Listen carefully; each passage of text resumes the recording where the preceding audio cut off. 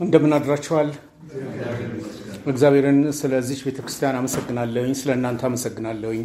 በየጊዜው መልካም ዜናዎችን እሰማለሁኝ። መገናኘታችን በህብረት መሆናችን ከጠዋቱ ትምህርታችን ጋርም በተገናኘ እርስ በርስ ተዋደን ወደፊት እንድንዘረጋ አቅም ይፈጥርልን ስለሆነ እግዚአብሔር በሰጠን በረከቶች ሁሉ እንድንኖር እና በዛም እንድንጠቀም እግዚአብሔር እየረዳን ስለሆነ ዛሬም እግዚአብሔርን አመሰግናለሁ። በሉቃስ ምዕራፍ 1 ላይ እግዚአብሔር ያስተማረኝን እያካፈልኩ ነው ያለሁት እና ዛሬ ሶስተኛውን ክፍል እና የመጨረሻውን ክፍል አብረን እንነጋገራለን። የሰጠሁት ርዕስ የኤልሳቤጥ መጮህ ደግሞም የማርያም በእኔ ታላቅ ስራ አድርጓል የማለቷ አስፈላጊነት እስከምን ድረስ እንደሆነ ነው የምናገረው። በየጊዜው የእግዚአብሔርን ቃል የሚያካፍሉ የኔ ቢጤዎች ሊናገሩበት የሚደፍሩት ከአንድ እውነት የተነሳ ነው። ያ እውነት ደግሞ በዕብራውያን ምዕራፍ 4 ከቁጥር 2 እስከ 3 ድረስ ተጽፏል። ስለ እግዚአብሔር ቃል በጠዋት በመጋቢ ተስፋዬ ጎሳ በምንማረው ትምህርት ውስጥ የእግዚአብሔር ቃል ይሙላባችሁ የሚል አንድ ፍሬዝ አንስተን ተነጋግረናል እና ያ እውነት ሆኖ የሚገልጽበትና ከወራት በፊት ውዳሴ ለሕገ እግዚአብሔር የሚለውን መልእክት በዚህ ቦታ ባደረስኩ ጊዜ ሳላነሳው ትቼው የነበረው ክፍል ቢኖር የሐዋርያው ጳውሎስ መልእክት ወደ ዕብራውያን ሰዎች በተለይም በምዕራፍ 4 ላይ ያለው ክፍል ነው። እየተነጋገርን ያለነው በየሁዱ ተገናኝተን የምንዘምረው የምንሰብከው አገልግሎታችንን ሁሉ አጣምረን አያይዘን የምናየው ከእግዚአብሔር ቃል ጋር በተገናኘ እንዲሆን እግዚአብሔር ይፈቅዳል። ይሄ የእግዚአብሔር ቃል ጉልበቱ እስከምን ድረስ ነው ለሚለው ዕብራውያን ምዕራፍ 4 እንደዚህ ነው የሚለው ቁጥር 2 እና 3 የእግዚአብሔር ቃል ቁጥር 12 እና 13 የእግዚአብሔር ቃል ሕያው ነው የሚሰራም ሁለትም አፍ ካለው ሰይፍ ሁሉ ይልቅ የተሳለ ነው፣ ነፍስንና መንፈስንም ጅማትንና ቅልጥምንም እስኪለይ ድረስ ይወጋል፣ የልብንም ስሜትና ሐሳብ ይመረምራል። እኛን በሚቆጣጠር በእርሱ ዓይኖች ፊት ሁሉ ነገር የተራቆተና የተገለጠ ነው እንጂ በእርሱ ፊት የተሰወረ ፍጥረት የለም ነው የሚለው። በዚህ ክፍል ውስጥ የምናስተውለው ትልቁ ነገር ለቤተ ክርስቲያን የተሰጣት መመሪያ አለ። እሱም የእግዚአብሔር ቃል ነው። ያ የእግዚአብሔር ቃል ሕያው ነው። የሕያውነት ባህሪ ነው ያለው።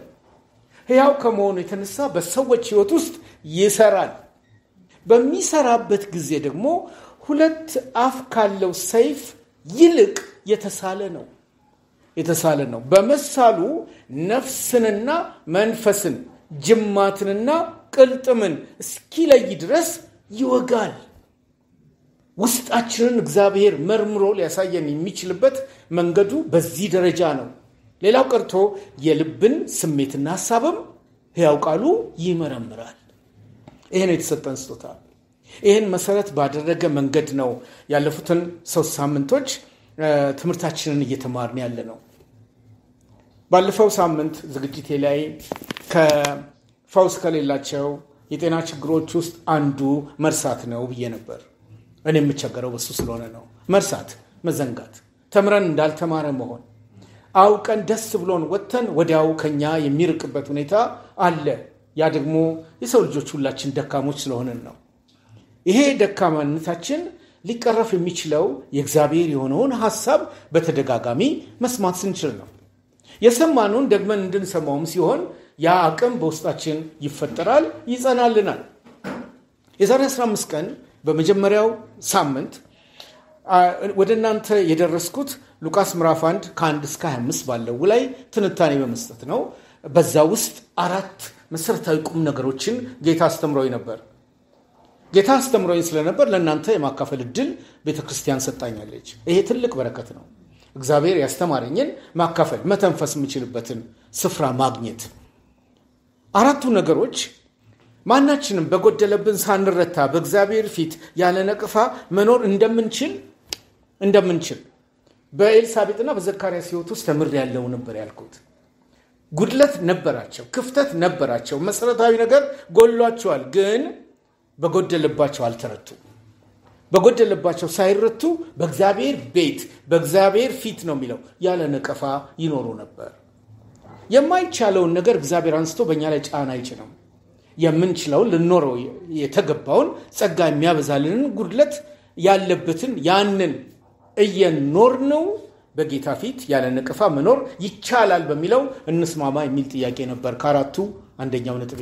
ሁለተኛው ነጥብ በታማኝነት በማገልገል መዝለቅ ለጸሎታችን መልስ ያስገኛል የሚልም ነጥብ አንስቻለሁ። ብዙዎቻችን መጨረሻው ላይ ልንደርስ ጥቂት ሲቀር እጅ እንሰጣለን። አጉል ነገር በእግዚአብሔር ላይ እንናገራለን። በዙሪያችን ካሉት ጋር ያለንን ህብረት እናደፈርሳለን። ግን በታማኝነት በማገልገል ብንዘልቅ፣ በጌታ ፊት ሁሌ ብንገኝ፣ በቤተ ክርስቲያናችን ተገኝተን የእግዚአብሔርን ሐሳብ እያከናወንን ባለንበት ስፍራ ሁሉ ሳናቋርጥ እያገለገልን ብንዘልቅ እግዚአብሔር ለጸሎታችን መልስ ይሰጣል የሚል ነበር ሁለተኛው ነጥቤ። ለዛ ደግሞ ጥሩ ምሳሌ ያደረኩት የዘካርያስና የኤልሳቤጥ ኑሮ ነው። አረጁ በእግዚአብሔር ቤት ውስጥ በእርጅና ጠርዝ ላይ ሳሉ ግን ጸሎታቸው ተሰማ። ዮሐንስ ሊወለድ ሆነ። ስለዚህ ማናችንም በታማኝነት በማገልገል እንድንዘልቅ እግዚአብሔር ይመክረናል። ማገልገል ሲባል በቀራንዮ ባፕቲስት ቤተክርስቲያን እሑድ ጧት ተገኝቶ እዚህ ጋር አንዳንድ ነገሮችን መናገር ብቻ አይደለም። በተገኘንበት ቦታ ሁሉ በታማኝነት መዝለቅን ይጨምራል ነበር የተባባል ነው የዛሬ 15 ቀን። ሶስተኛው ነጥቤ በእግዚአብሔር አለመታመን ያልተገመተ አጉል ዋጋ ያስከፍላል ብዬ ነበር። በእግዚአብሔር ታምነን እንድንዘልቅ ጌታ ይፈልጋል። ያዳነንና የጠራን የዋጀን እሱ በሱ ላይ ብቻ ተደግፈን እንድንዘልቅ የሰጠን ቃል የታመነ መሆኑን እንድናምን እግዚአብሔር ይፈልጋል። ይህንን ግን ዘካርያስ ለጥቂት ፎረሸበት። የጸሎቱ መልስ በሚመጣበት ጊዜ ይሄን እንዴት አውቃለሁ ባለበት ግን ዋጋ ከፈለ። አንደበቱ ተዘጋ። ለአጭር ጊዜም ቢሆን የአንደበት መዘጋት ጫና በሱ ህይወት ውስጥ ተፈጠረ። ስለዚህ በእግዚአብሔር አለማመን ስለሆነ በመታመን መዝለቃችንን ያዋጣናል። ሳንታመን ብንቀር ግን ዋጋ እንከፍልበታለን። ክርስትና ዋጋ የሚከፍልበትን እግዚአብሔር ዋጋ እንድንከፍል ያደርገናል። ይሄን ነበረ የተነጋገርነው። አራተኛና የመጨረሻ አድርጌ የነበረው ማርጀት የእኛን ጆሮ እንጂ የእግዚአብሔርን ጆሮ አይዘጋም። የእኛ ጆሮ ነው እድሜያችን እየጨመረ በሄደ ቁጥር የመስማት አቅም ያጣው። የኔ ጆሮ በቀኝ በኩል ያለው አይሰማም። አንዳንድ ጊዜ አይታችሁኝ ከሆነ በተቃራኒው አጠገባችሁ ቁጭ ብዬ ከሆነ ዞር ብዬ ወደ አፋችሁ እጠጋለሁ እና ሚስቴ ትቆጣኛለች። በጣም አትጠጋ፣ ጥርስህንም አፍህንም አጽድተሃል ትለኛለች። መራር ቃል ቢሆንም እውነትነት አለ። ግን እድሜ እየጨመረ ሲሄድ በጤና መዋቅራችን ላይ ለውጦች ይታያሉ። ሁሉ ነገር እያረጀ ይሄዳል። በእኛ አካል ላይ ማርጀት መገለጫ ስለሆነ የእግዚአብሔር ጆሮ ግን አልተዘጋም። እግዚአብሔር ጆሮን ሰጥቶ እሱ ግን ይሰማል። ዓይንን ሰጥቶ እሱ ግን ያያል። ይህንን በሉቃስ ምዕራፍ 1 ከቁጥር 1 እስከ 25 ባለው ውስጥ ከእግዚአብሔር ጋር አገናኝተን ነው። እግዚአብሔር ከራሱ የተነሳ ሰሚነቱን አስመልክቶ ልዑልነቱን አስመልክቶ ዛሬም በዙፋኑ ላይ ነው፣ ዛሬም በስራው ቀጥሏል የሚለውን በመጀመሪያው ክፍለ ጊዜ ከቁጥር 1 እስከ 25 ባለው ላይ ተነጋግረናል። ማስታወሳችሁ የእግዚአብሔር ቃል ሕያው ስለሆነ ዛሬም እንድንተናነጽበት ነው። የዛሬ 15 ቀን ሁለተኛውን ክፍል ይዤላችሁ ወደ እናንተ ስቀርብ ከቁጥር 26 እስከ 38 ባለው ላይ ብቻ ነው ያተኮርኩት። ከቁጥር 26 እስከ 38 ባለው ላይ እና ጌታ እንዳስተውል የረዳኝ 3 ነጥቦች ብቻ ነው የነበሩት። ከቀደመው ከአራቱ አንድ ቀንሷል። 3 ነጥቦች። አንደኛው እግዚአብሔር መጠየቅን አይፈራም። አግባብ የሆኑ ጥያቄዎችን እንጠይቀው ዘንድ ይገባል። ማርያም እንዳደረገችው ይህ እንዴት ሊሆን ይችላል? ይህን የመሰሉ ጥያቄዎችን እንድንጠይቀው እግዚአብሔር ይፈልጋል። አግባብ የሆኑ ጥያቄዎችን። አቅመ ቢሱን ሰው እንኳን ባለመጠየቅ ኢትዮጵያውያን ደጃዝማችነት ይቀራል ሲሉ ሰምታችኋል። ባለመጠየቅ ደጃዝማችነት ይቀራል። አቅመ ቢሱ ሰው እንኳን ይሄ ተመስክሮለታል። ልዑል የሆነው እግዚአብሔርማ መጠየቅን አይፈራም። አግባብ የሆነ ጥያቄ እንድንጠይቀው ይፈልጋል። ለጠየቅነው ጥያቄ ደግሞ እሱ መልስን ይሰጠናል። ሁለተኛው ነጥብ ባለፈው ሁለተኛ ክፍል ላይ እግዚአብሔርን ለማክበርና ለመታዘዝ የጸጋን ጥልቅ ትርጉም በመረዳት በእርሱ መታመን ይገባል ብያለሁ እና እንደ መንደርደሪያ ጸጋመና መልካሙንም አንስቻለሁ። በእውኑ ስምሽን ትረጃዋለሽ የሚል ጥያቄም አንስቻለሁ። ቤት ከሄደች በኋላ ታብሰልስለው አታብሰልስለው ለጊዜው አላቅም። ዛሬም ደግሜ አነሳላታለሁ። እግዚአብሔርን ለማክበርና ለመታዘዝ የጸጋን ጥልቅ ትርጉም መረዳት በጣም ያግዘናል። የምንኖረው ወደፊት የመዘርጋታችን አቅም ከእግዚአብሔር ጸጋ የተነሳ ነው። እግዚአብሔር ጸጋን ስለሰጠን ነው እና ለማርያምም የሆነላት ይሄ ነው። ደጋግሞ ጸጋ የሞላብሽ የተባለችው እሱ ነው። ጸጋን የሞላባት በእኛም ውስጥ እግዚአብሔር ጸጋን በመሙላት ታላቅ ነገርን ለመስራት እንደሚችል ባለፈው ሳምንት አንስቻለሁ። ሶስተኛው ነጥቤ በክፍል 2 ላይ ልዑልነቱ ለእግዚአብሔር የሚሳነው ምንም ነገር ዛሬም እንደሌለ መረዳት ነው። ዛሬም እግዚአብሔር ልዑል ነው ብለን ስንል በዝማሬ ብቻ በደንብ እንድንዘምረውና እንድንገልጠው እንዴት ድንቅ አምላክ ነህ ብለን ብቻ እንድንቆም አይደለም። ልዑልነቱ ቀጣይነት አለው። በእግዚአብሔር ባህሪ ውስጥ ዛሬም እግዚአብሔር ልዑል ነው። ከዚህም የተነሳ እግዚአብሔር ፍቃዱን በእኛ ለመፈጸም ሲነሳ ለገዛ ጥቅማችን ስንል የእርሱ ተባባሪ መሆን አለብን። ለማንም አይደለም፣ ለእሱ ጥቅም አይደለም። እግዚአብሔር የሚጎልበት ምንም ነገር የለም። የከበረ ጌታ ነው። ምንም ለራሳችን ጥቅም ስንል ግን በእግዚአብሔር ልዑልነትና እሱ የሚሳነው ምንም ነገር እንደሌለ ማስተዋል የትምህርታችን ክፍል እንደነበረ በሉቃስ 1:26-38 ባለው ውስጥ አንስቻለሁ። የዛሬ መልእክቴ 3 ነጥቦችን ነው የሚይዘው። 3 ነገሮችን አንስቼ ወደ እናንተ ደርሳለሁ። ይህን እንዲባርክልን አብረን እንጸልይ። ደካማ ሰውን በፊትህ ማቆም ትችላለህ። እኛ ቁጭ ብለን የምናደምጥ እንዲሁ ደካሞች ነን። ለእያንዳንዳችን ግን ጸጋን ስላበዛህልን በቤትህ ተገኝተን የአንተ የሆነውን ሐሳብ እንድንረዳ ይህን የመሰለ አስደናቂ ቀን ሰጥተህናል። ይህንን የመሰለ አስደናቂ ሁኔታ አመቻችተህልናል። በእውነት እናከብረሃለን። በስምህ በተሰበሰበው 2 ወይም 3 ሆነን ባለንበት እኔ እገኛለሁ ስላልክ ጌታ ሆይ ተገኝተህ አንተ አስተምረን። ሐሳብን መረዳት እንድንችል ዛሬም እንደወትሮው እርዳን። በተረዳነው ደግሞ እንድንኖር በቃልና በተግባር ሁሉን ላንተ ክብር እንድናደርግ እርዳን። በኢየሱስ ክርስቶስ ቅዱስ ስም 3 ነገሮችን ዛሬ እናስተውላለን እና እነዛን 3 ነገሮች ደግሞ ወደ መጨረሻ ከማመጣቸው መጀመሪያ ላይ 3ቱን ነጥቦች አንስቼ ወደ ትንታኔ መሄድ ይቀለኛል ብዬ አስባለሁ። ዛሬ በማለዳ እንድንማራቸው እግዚአብሔር አስተምሮ የሰጠኝ 3 ነገሮች የሚከተሉት ናቸው። አንደኛው የዛሬ ትምህርታችን በሉቃስ 1:39-56 ባለው ላይ ብቻ ነው የሚያተኩረው። ከዚህ ክፍሎች የምናስተውለው አንደኛው ነጥብ ጌታ ራሱ በታዘዙት ሰዎች አማካኝነት ወደ ሰዎች ሁሉ ይመጣል። በታዘዙት ሰዎች አማካኝነት ወደ ሰዎች ሁሉ ይመጣል። የመጣላቸው ደግሞ ምላሽ ከመስጠት ወደ ኋላ አይሉም። ይህን እውነት ነው ለማስተዋወቅ በፊታቸው የቆምኩት። እግዚአብሔር በታዘዙ ሰዎች አማካኝነት ራሱ እግዚአብሔር ወደ ሰው ይመጣል። ራሱ እግዚአብሔር ወደ ሰዎች ሲመጣ የመጣላቸው ሰዎች ደግሞ ምላሽ ከመስጠት አንዳቸውም ወደ ኋላ አይሉም። ይህ አንደኛው መሰረታዊ ትምህርት ነው። ሌላው ሁለተኛው ነጥብ በዚህ ጠዋት የእግዚአብሔር በሰው ልጅ ታሪክ ውስጥ የመገኘቱን ምስጢር በግላችን ስንረዳ ዝምታችንን እንሰብራለን። የእግዚአብሔር በሰው ልጅ ታሪክ ውስጥ የመገኘቱን ምስጢር በግላችን ስንረዳ ዝምታችንን እንሰብራለን። ምናልባት የቀደመው የተረዳነው መረዳት ማወቁንስ እናውቃለን፣ ብንናገር እናልቃለን የሚል ይሆናል እና ይሄን ይዘን ጸጥ ብለን ይሆናል፣ ዝም ብለን ይሆናል። በክርስትና እድሜያችን እየጨመርን ለዚህ አጓጉል ጥቅስ ተገዢ ሆነን ይሆናል።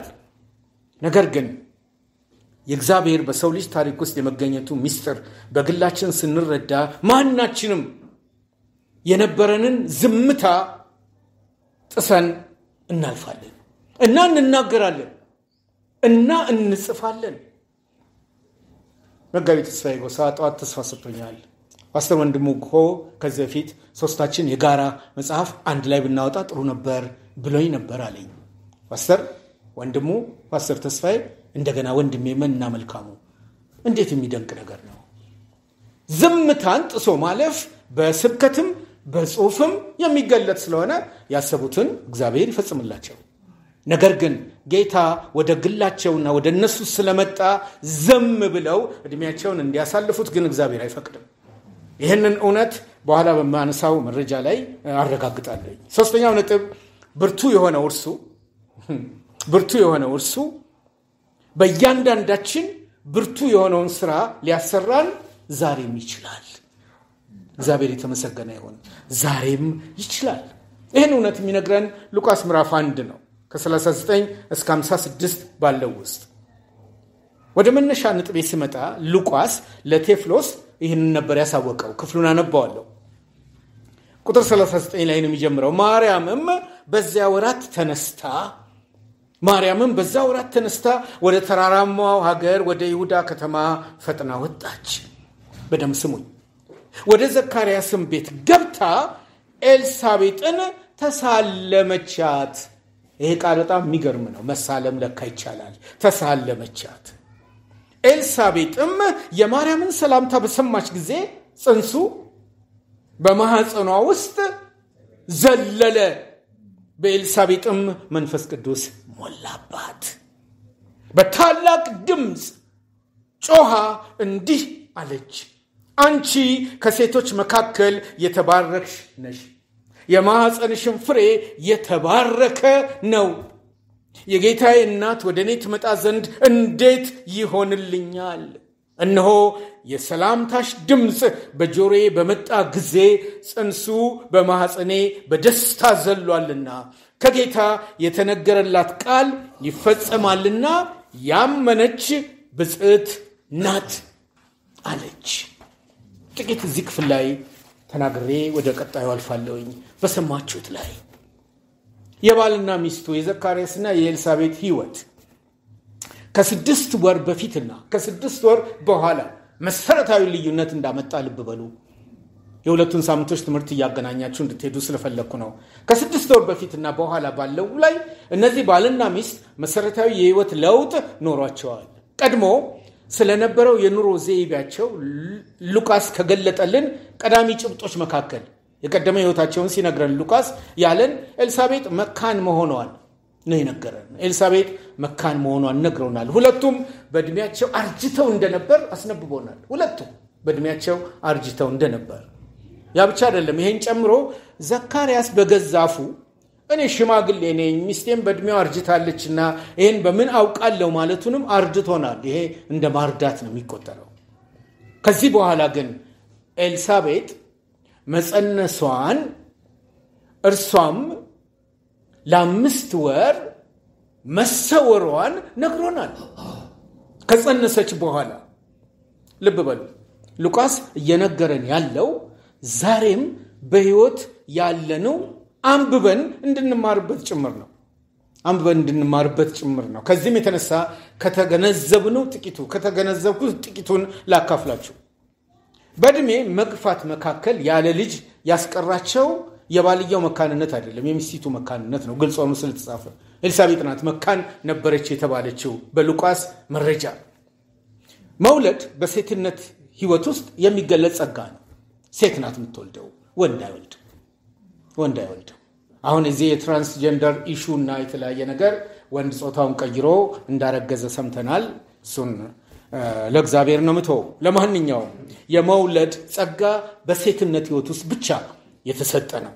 ሴት መውለድ እየቻለች ወንዱ መካን ከሆነ በተመሳሳይ መንገድ ያለ ልጅ መዝለቅ ይኖራል። ሴት ደግሞ መውለድ እየቻለች ወንዱ መካን ከሆነ በተመሳሳይ መንገድ ያለ ልጅ መዝለቅ ይኖራል። ግን ህብረተሰቡ ውስጥ መሃንነት ከወንድ ጋር አይያያዝም። በኢትዮጵያ ህብረተሰብ በጣም ተመሳሳይ ነው። ከወንድ ጋር አይያያዝም፣ ከሴት ጋር ነው የሚተሳሰረው። ማህበረሰቡ እንደ ልከኛ ሚዛን ቆጥሮ የሚወስደው ከተጋቡ በኋላ እሷ እኮ መካን ነች የሚለውን እንጂ ስለ ወንዱ ማንም ሲያወራ በኢትዮጵያ አውድ ውስጥ አይነገርም። በእስራኤል አውድም ውስጥ ተመሳሳይ ነው። ሉቃስ የመታረም ስላለበት መካን እንደሆነም ነግሮን ይቀጥላል። መውለድ በእድሜ የተገደበም ስለሆነ የሴት ልጅ እድሜዋ ሳያልፍ ትዳር ይዛ ልጇን እንድታቅፍ ይጠበቃል። ይሄ የህብረተሰብ ጥበቃ ነው፣ የተፈጥሮም ጉዳይ ነው።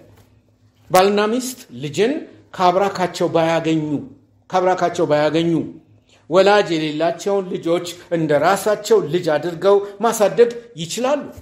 ይሄ እውነት ነው። ባያገቡም ልጆችን የማሳደግና እንደ ልጅ ቆጥሮ ህይወትን የመምራት አቅምን እግዚአብሔር ለሰው ሰጥቷል።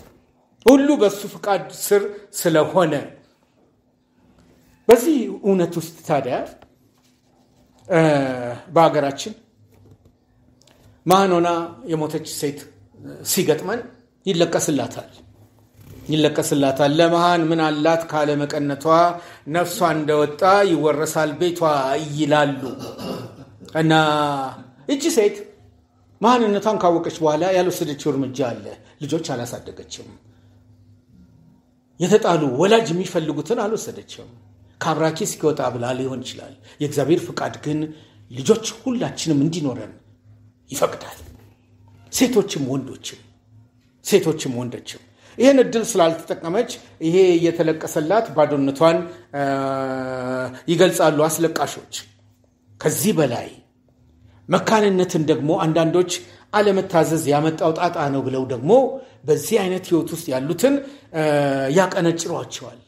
የበታችነት ስሜት እንዲሰማቸው ያደርጋሉ። አንዳንዶች የትውልድ እርግማን አካል አድርገው ያሳያሉ። የኋላ ታሪክን በመዘከር በአያት በቅድሚያት የመጣ ጣጣ እንደሆነ አድርገው ይቆጥራሉ። ይሄ አገላለጽ በአይሁዳውያን ዘንድ ከኛ በበለጠ ገዝፎ ይታያል። የኋላ ታሪክን መዘከር የእግዚአብሔርን ፍቃድ እየፈጸሙ የኖሩትን ይህን ባህላዊ እይታ ያውካቸዋል። የእግዚአብሔርን ፍቃድ እየፈጸሙ በእግዚአብሔር ቤት ውስጥ እየተገኙ ያሉት ዘካርያስና ኤልሳቤጥም ሰዎች ናቸውና ይህንን ተጋርተዋል። ኤልሳቤጥ ነቀፌታዬን ወሰደልኝ ያለችው ያለ በቂ ምክንያት አይደለም። እያገለገለች በጽናት በእግዚአብሔር ቤት እየኖረች ለብዙዎች ብርሃን ሆና ግን ነቀፌታ በሕይወቷ ላይ ነበረ። ከዚህም የተነሳ የእግዚአብሔር የምስራች ወደ እሷ ሲመጣ መጸነሷን ስታቅ ለ5 ወራት ተሰወረች፣ ተደበቀች። ይህንን ነው ሉቃስ የሚነግረን። እንደ እውነቱ ከሆነ ወንድሞቼና እህቶቼ በህብረተሰቡ መካከል እየኖሩ ተደማጭ አለመሆንና የጥያቄ መንሸራሸሪያ መሆን ሰውን ያስነክሳል። መጠቋቆሚያ ሆኖ መገኘት ሰውን ያስነክሳል። በተለያየ መንገድ ይሄ የህይወታችን ተሞክሮ ሊሆን ይችላል። ይህን በመቋቋም ያለ ነቀፋ ባልና ሚስቱ ረጅም ዓመታትን አሳልፈዋል። ይሄ ደግሞ የሚደንቅ ምስክርነት ነው። ዘንድሮ ግን አሁን በምናገርበት ቦታ ላይ ግን በሉቃስ ገለጣ መሰረት ለውጥ መጣ። ኤልሳቤጥ እግዚአብሔር ለዘካርያስ በነገረው መሰረት አርግዛለች። የእግዚአብሔር ልዑልነት አርግዛለች። ይህን ተአምራዊ አደራረግ እየተከናወነ መሆኑን ማህበረሰቡ ግን አያውቅም። ምክንያቱም እግዚአብሔር በግሉ ነው የነገረው። ሌላው ማህበረሰብ የሚያውቀው ነገር የለም። ዱዳ ሆኖ ሲጠቋቆም እንኳን በምን ምክንያት የሚለውን ለዛ ላለው የቤተ መቅደሱ ከባቢ አልገለጸም። በዚህ ሁኔታ ውስጥ ህብረተሰቡ በማያውቀው ሁኔታ ውስጥ ኤልሳቤጥ ራሷን ለ5 ወራት ደበቀች። ወገኖቼ የመሰወሯ ምክንያት ጌታ ስለጎበኛት ደግሞም እርሱን ለማክበር ለማመስገን በመወሰኗ የሆነ ነው። ሌላ ታሪክ ኖሮት አይደለም። እግዚአብሔርን በዘላቂ ምስጋና ውስጥ ራሷን ብቻዋን አድርጋ እሱን ለማክበር ለማመስገን የወሰነችበት እንደሆነ ነው የምንረዳው። መጸነስ፣ ማርገዝ፣ መውለድ፣ የዮሐንስ እናት አባት መባል አሁን በመንገድ ላይ ነው ያለው። ግን ተሰውራ የነበረችውን ኤልሳቤጥ ማርያም ገስግሳ በማግኘት ሰላም ባለቻት ጊዜ ያለ ወትሮ ጽንሱ ከመንቀሳቀስ ባለፈ ዘለለ። ቅድም ወንድም ያለማየው ተገላበጠ ነው መሰለኝ ያለው አንዳችሁ። ለማንኛውም ግን ሉቃስ ጥንቁቅ ነው፣ በጣም ጥንቁቅ ነው። ዘለለ ነው ያለን። ዘለለ። ይህ እንግዳ ነገር ነው ወገኖች፣ እንግዳ ነገር ነው፣ በጣም እንግዳ ነገር ነው። የነገው መንገድ ጠራጊ ዛሬ በዋዜማው ጌታውን እያከበረ ነው። ሌላ ነገር እኮ አይደለም። የነገው መንገድ ጠራጊ መጥምቁ ዮሐንስ እየመጣ ነው፣ በሆድ ነው ያለው። ዛሬ ግን መንገዱን ለሚጠርግለት እሱ በማርያም ሆድ ውስጥ ሆኖ መጣበት። በዚህ ጊዜ የሆነው ነገር ጽንሱ መዝለል ነው ያሳየው። እንግዲህ በማርያም ማህፀን ያደረው ማን ነበር? መድኃኒት የሆነው ኢየሱስ ነው። የእርሱ መድኃኒትነት ለዮሐንስም ጭምር ነው። ምክንያቱም በኃጢአት ነው የሚወለደው ዮሐንስ። ይሄ ዮሐንስ እሷ በመንፈስ ቅዱስ ተሞልታ ባለችበት ሂደት ውስጥ የማርያም ሰላምታ ወደ እሷ ሲመጣ ይሄ ጽንስ ዘለዋል። መዝለል በደስታ እግዚአብሔር ዓለም ከመፈጠሩ በፊት የሰራው እቅዱ ተፈጻሚ የሆነ መሆኑን ደግሞም ውሎ አድሮ በኤልሳቤጥ ማህፀን ያደረው የዘለለው ልጅ ተወልዶ አድጎ አንድ አዋጅ ያውጃል። ባፕቲስቶች መባልን የምንወደው በምንም ምክንያት አይደለም። መጥምቁ ዮሐንስ ካስተላለፈው ድንቅ መልእክት የተነሳ ነው። ጆን ዘ ባፕቲስቶች በመባላችን እኛ ምንኮራ አይደለንም። ትናንትና ጌጃ መጽሐፍ ቅዱስ ኮሌጅ አስተምር ነበር እና መጋቢ ሞላ ማርዬ የሰጠኝን መጽሐፎች የባፕቲስት መሰረታዊ እምነቶችን ለተማሪዎቼ በነጻ ስጦታው እንዲሰጣቸው ተፈቅዶላቸው እንደሆነ ነግሬ በሽሚያ እና በደስታ ወስደውታል። ባፕቲስትነት የጠበበ ሴክት እንዳልሆነ ደግሞ ነገርኳቸው። ስነግራቸው ካነሳሁት ነገር ውስጥ ይሄ ሊወለድ ያለው ሕፃን ያደረጋቸው ድርጊቶች አድጎ በወጣ ጊዜ መንገዱን ሲጠርግ ከተናገረው ነገር ውስጥ አንዱ የዓለምን ኃጢአት የሚያስወግድ የእግዚአብሔር በግ እነሆ ነው ያለው። ያ የዘለለው ጽንስ ማንንም አላስተዋወቅ። ያ የዘለለውን ጽንስ ይሄ በማርያም ሆድ ውስጥ የነበረው ኢየሱስ ወደ አገልግሎቱ ሲመጣ የዓለምን ኃጢአት የሚያስወግድ የእግዚአብሔር በግ ሲልለት ነው የሚሰማው። በሂደት ሰዎችንም ከመድኃኒቱ ጋር ሲያገናኝ ነው የምናየው በመጽሐፍ ቅዱስ ውስጥ። የሆነች የኤልሳቤጥ በመንፈስ ቅዱስ መሞላት እየሆነ ያለውን ደግሞ ገለጠ። በመንፈስ ቅዱስ መሞላት የእግዚአብሔርን ልዑልነት በአንደበታችን እንድንገልጥ ነው የሚያደርገው። ዝም እንዳንል ነው የሚያደርገው። ልብ በሉ። ቅድም ሳነብ እንደሰማችሁት የኤልሳቤጥ በመንፈስ ቅዱስ መሞላት ታላቅ ድምፅ እንድታወጣ ነው ያደረጋት። ከፍ ያለ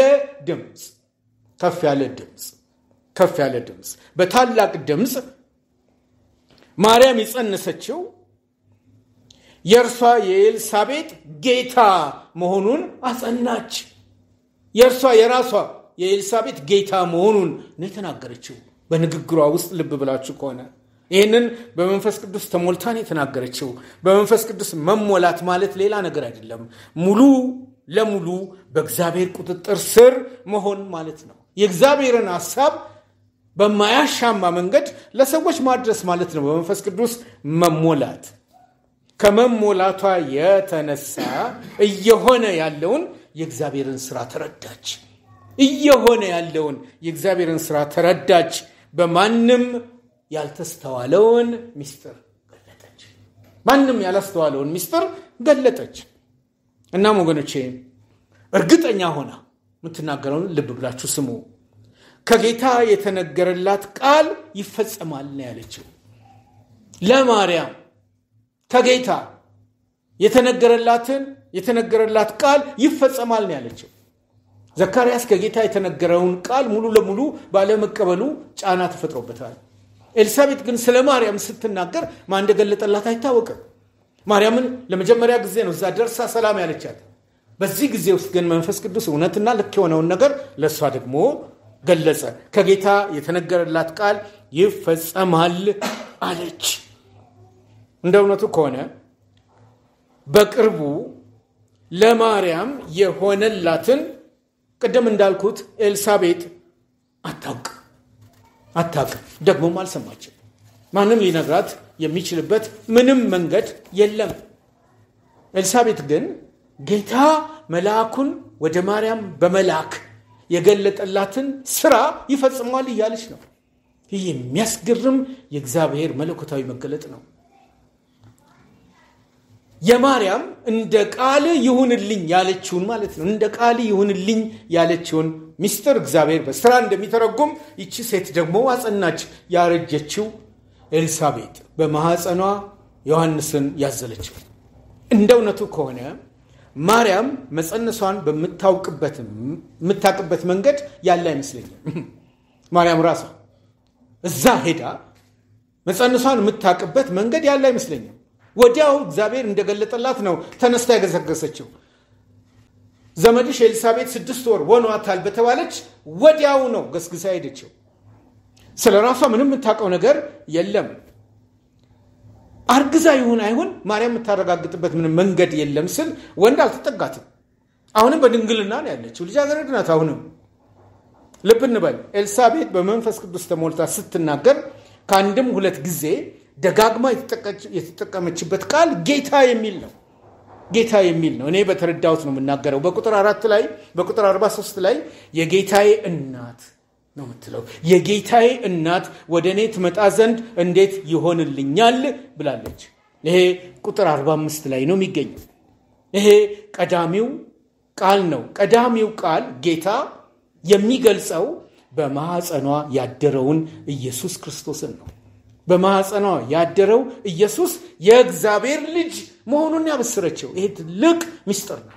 ይሄ ትልቅ እውነት ነው። ይሄንን ነው የተናገረችው። ከዚህም የተነሳ ለማርያም አክብሮት በመስጠት እኔ መምጣት ሲገባኝ እንዴት አንቺ መጣሽ ነው ያለችው። ይሄ እንዴት ሊሆን ቻለ ነው ያለችው። ወገኖቼ እግዚአብሔር ራሱ ወደ ቤቷ መምጣቱን መረዳት እንዴት ያስገርማል። እግዚአብሔር ራሱ ነው እኮ ወደ ኤልሳቤጥ ቤት የመጣው በማርያም ማህፀን ውስጥ። በማርያም ማህፀን ውስጥ ያለው እሱ ፍጹም ሰው ነው፣ ፍጹም አምላክም ነው።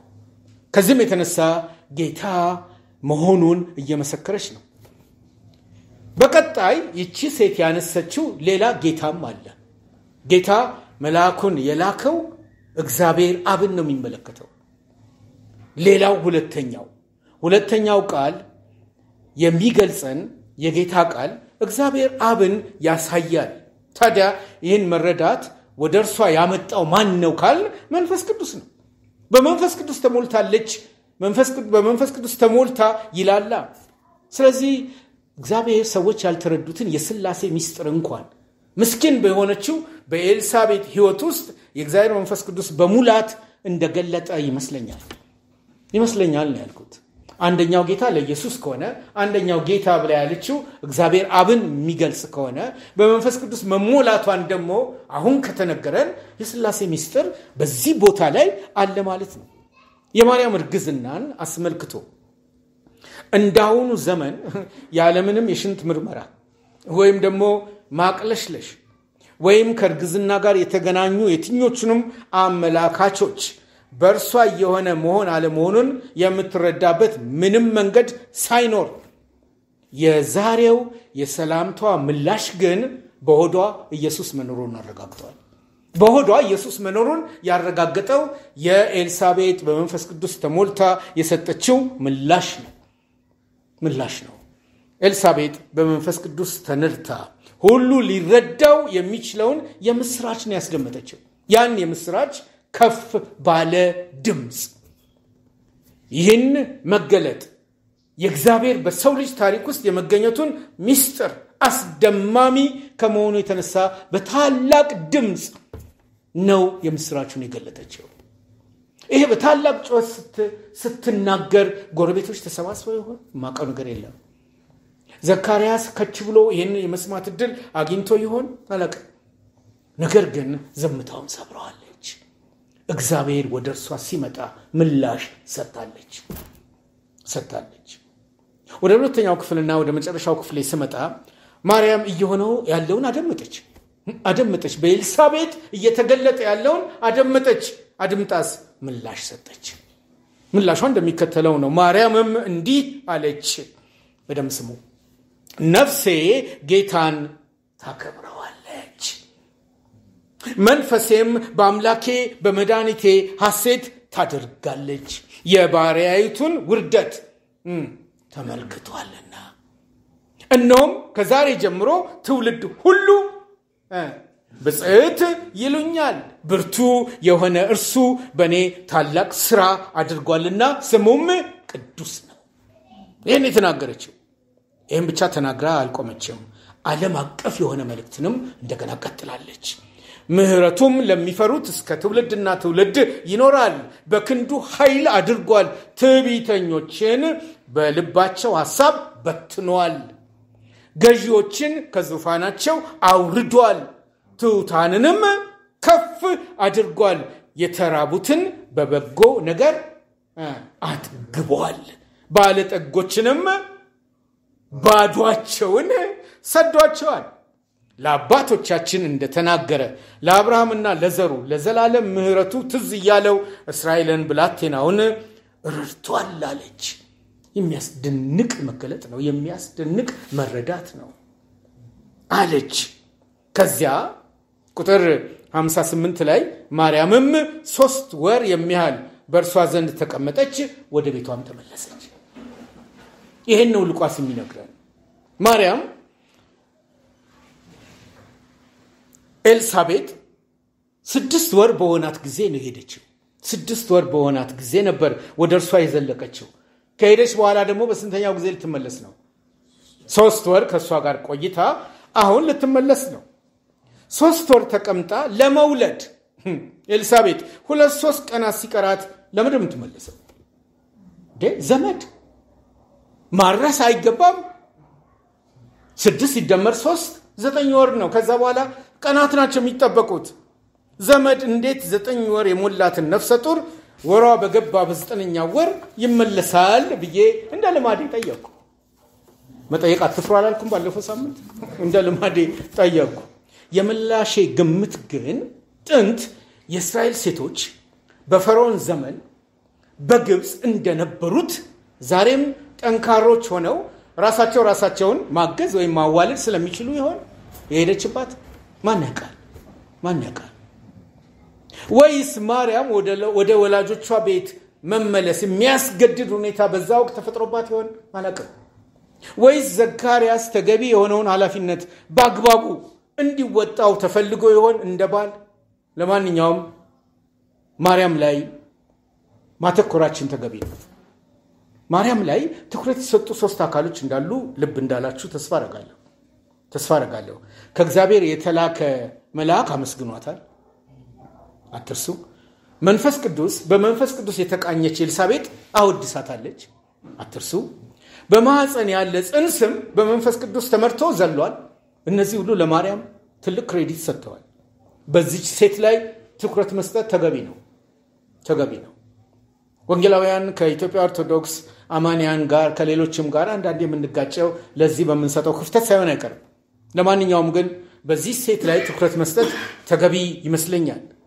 ከተገቢነቱ አንዱ በማህፀኗ ያደረው ኢየሱስ ጌታዋም መድኃኒቷም መሆኑን ቀድማ የተረዳች ሴት ማርያም ናት።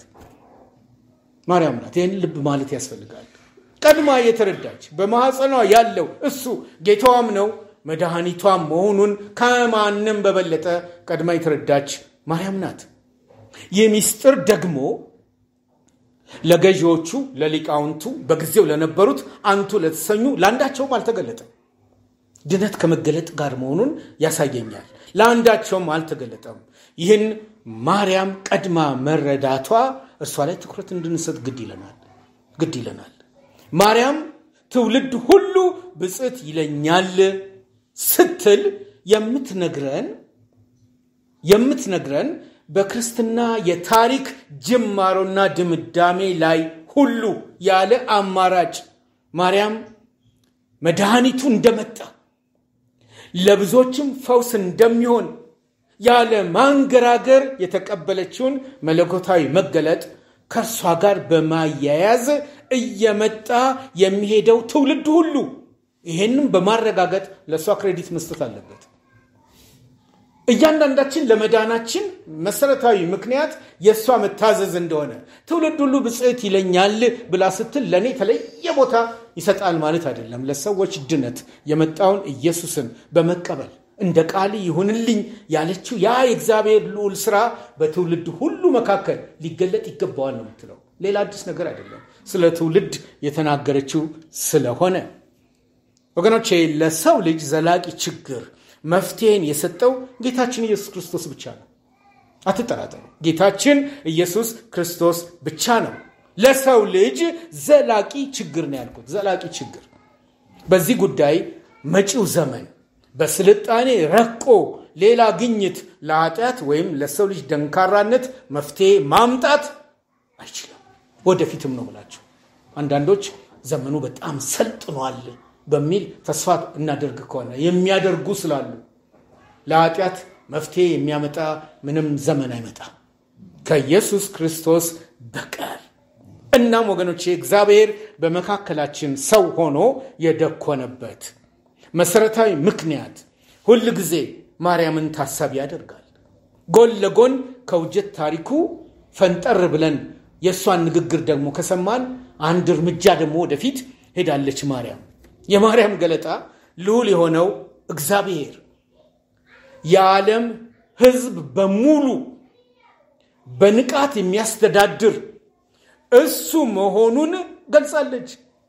እርሱ መሆኑን ገልጻለች። አንዳንድ ሰነፎችና ዋልጌዎች እግዚአብሔርን በልካቸው ያሰቡ እግዚአብሔር ዓለምንና ጓዟን በ6 ቀናት ውስጥ ፈጥሮ ከጨረሰ በኋላ በራሱ እንዲተዳደር ያለ ጣልቃ ገብነት ለተፈጥሮ ትቶታል ብለው ይናገራሉ። ይሄ በጣም ፖፑላር የሆነ አስተሳሰብ ነው። በ6 ቀን ውስጥ እግዚአብሔር ፈጥሯል፣ ከዛ በኋላ ለፍጥረቱ ትቶታል ብለው ይናገራሉ። እና አንዳንዶች ምሳሌ ይሰጣሉ። አንዴ ሰዓቲቱን ሞልቶ ትቷታል። መቁጠር ስታቆም የዓለም ፍጻሜ ይሆናል። እሱ ጣልቃ በሰው ታሪክ ውስጥ አይገባም ብለው ያስተምራሉ። እና ሰው ሁሉ ይሄንን ተቀብሎ ሲንዘላዘል ታገኙታላችሁ። ዓለም በሙሉ ይሄንን ተቀብሎ ማርያም ግን የዚህን ተቃራኒ ነው እየገለጸች ያለችው። ማርያም ግን ዛሬም በስራ ላይ መሆኑን ነው የምትነግረን። ምን እያለች? ዛሬም እግዚአብሔር ሁሉን ይቆጣጠራል ነው ያለችው በንግግሯ ውስጥ። ዛሬም ሁሉ በእርሱ ዓይን ስር ናቸው ነው ያለችው። ዛሬም እርሱ ፍቃዱን ከመፈጸም ወደ ኋላ አይልም፣ ነገም ስራውን እየሰራ ነው ያለችው።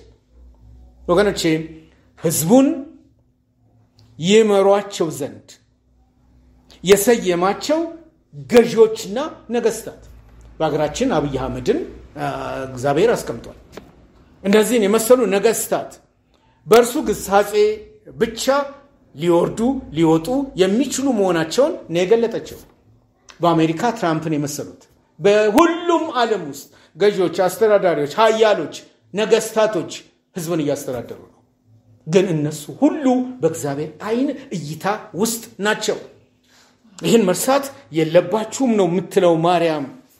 ከዚህም የተነሳ ማርያም ማንም ሊመካ የሚወድ በእግዚአብሔር ብቻ የመካ ነው የምትለው።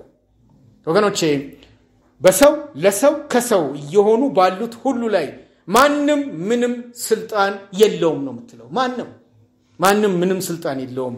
እግዚአብሔር በልዑልነት ሁሉን ባለማቋረጥ እንደሚገዛ እና ፍቃዱን በገዢዎች፣ በትዕቢተኞች፣ በትምክተኞች፣ በነውረኞች ሁሉ ላይ የወደደውን እንደሚፈጽም ተናግራለች። የኛ ጌታ ይሄ በመሆኑ እኔ ኩራት ይሰማኛል። ደስታዬ በጣም በጣም በጣም ሙሉ ነው የዚህ ጌታ ልጅ በመሆኔ። ለእናንተም ይሄ ደስታ እውነት ነው ብዬ አምናለሁኝ። እና ወገኖቼ ማርያም ይህን ስትናገር የነ ፈርዖንን ጥጋብ ታስታውሳለች። የነ ናቡከደነጾርን ትዕቢት አልረሳችው። የነ ሄሮድስን ትምክህት በትል የተበላውን በሐዋርያት ሥራ ላይ ያለውንም ታሪክ እንደዚሁ ልብ የምትልበት መንገድ እንዲኖር ታሪኩ በኋላ ላይ የተፈጸመ ቢሆንም በዓለም ላይ እነዚህ ነገሮች ባለፉት ከ2000 ዓመታት በፊት በቀደመው ዘመን ሁሉ እየተከናወነ እንደቀጠለ እግዚአብሔር በዙፋኑ ላይ እንዳለ ተናግራለች። እናም ወገኖቼ በሆዷ ያለው ኢየሱስ ክርስቶስ ይህን ሁሉ የሚያደርግ ነው። እርሱ ሰው ነው፣ እርሱ አምላክ ነው። ይህን በማድረግ እግዚአብሔር በማርያም ላይ ታላቅ ስራውን ገልጧል። ከዚህም የተነሳ ምን አለች? ብርቱ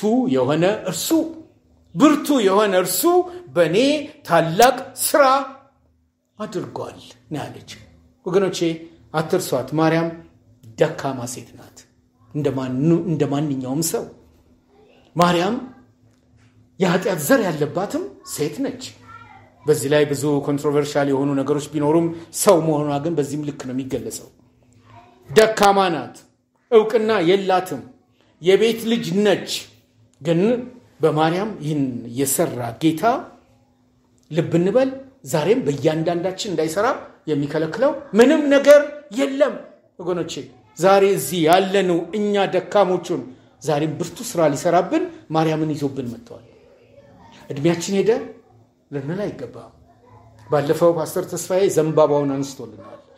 እድሜያችን እየጨመረ ሲሄድ እግዚአብሔር በእኛ ውስጥ ያስቀመጠውን ነገር እያስታወስን ለሰዎች የምናደርገው ንግግርና ምክክር በጣም ጠቃሚ እንደሆነ ሲነግረን ነበር። ወገኖቼ እንግዲህ በተናገርኩት መልእክት ውስጥ 3 ቁም ነገሮች እንደነበሩ ልባላችሁ። ጌታ ራሱ በታዘዙት ሰዎች አማካኝነት ወደ ሰዎች ሁሉ ይመጣል። ሲመጣስ የመጣላቸው ምላሽ ከመስጠት ወደ ኋላ አላሉም።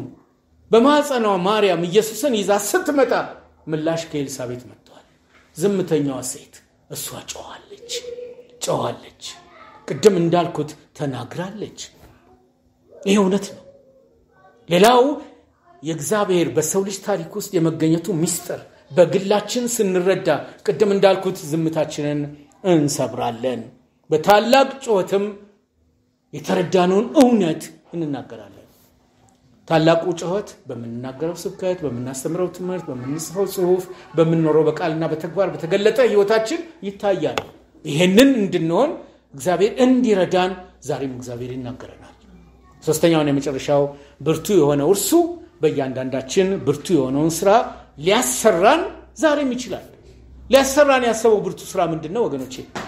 በማርያም የሆነውን እያሰብን ራሳችንንም እንመልከት። ብርቱ የሆነ እርሱ በእኔ ታላቅ ስራ አድርጓል ያለችበት እውነት እኛም በተናጥልና በጋራ ወደ ሰዎች በመድረስ ዳግም የመወለድ አስፈላጊነትን ገልጠን በእግዚአብሔር ብቻ የሚሰራውን ስራ እርሱ እያከናወነው ስናይ የእርሱ ብርቱነት እኛን ያስገርመናል። መስክረን ሰዎች ዳግም ሲወለዱ በእኛ ብርቱ ስራ መሰራቱ ይረጋግጣል። ወንድማችንን አጽናንተን ሲጽናና ስናይ በእኛ በደካሞቹ ታላቅ ስራ እንደተሰራ ይታያል። ጠዋት ላይ ስወጣ ሚስቴ መጨረሻ ሰዓት ላይ ያለችኝን በትምህርቱ ላይ ስናገር ነበር። ወደ እናንተ ስመጣ አዲዳስ ጫማና ጂንስ አድርጌ ነው የወጣሁት እና ልወጣ ከሞላ ጋር ልገናኝ ጥቂት ደቂቃ ሲቀረኝ ጂንሱን አውልቀው አለችኝ። ጂንሱን አውልቀው፣ ሰው ፊት ነው የምትቀርበው፣ ይሄ ጫማ አይሆንም። ብስጭት ያለው ደሜ ከፍ ብሏል፣ ግን ቀየርኩ። ከዛ በኋላ ደስ ብሏት ትቀበለኛለች ብዬ ነበር። ሸሚዙም አብሮ አይደለም እና ከረባትስ አያስፈልግም አለችኝ። እሱን ሁሉ አደረኩ። እግዚአብሔር ብርቱ ስለሆነ በእኛ በደካሞቹ ብርታቱን የሚገልጠው እውነት በሆነው ጉዳይ ላይ በመታዘዝ በመጽናት ህብረትን በመፍጠር በእኛ የሚሰራውን ስራ ቀጣይነት እንዲኖረው ስናደርግ ነው የሚል ሐሳብ ነበር ያነሳሁት። ስንኖር ጥቃቅን የመሰሉ ነገሮች ሁሉ በእኛ አማካኝነት በትዕግስትና በፍቅር ወደ ሰው እንዲደርስ ካደረግን እግዚአብሔር ብርቱ ስራ በእኛ እየሰራ ነው።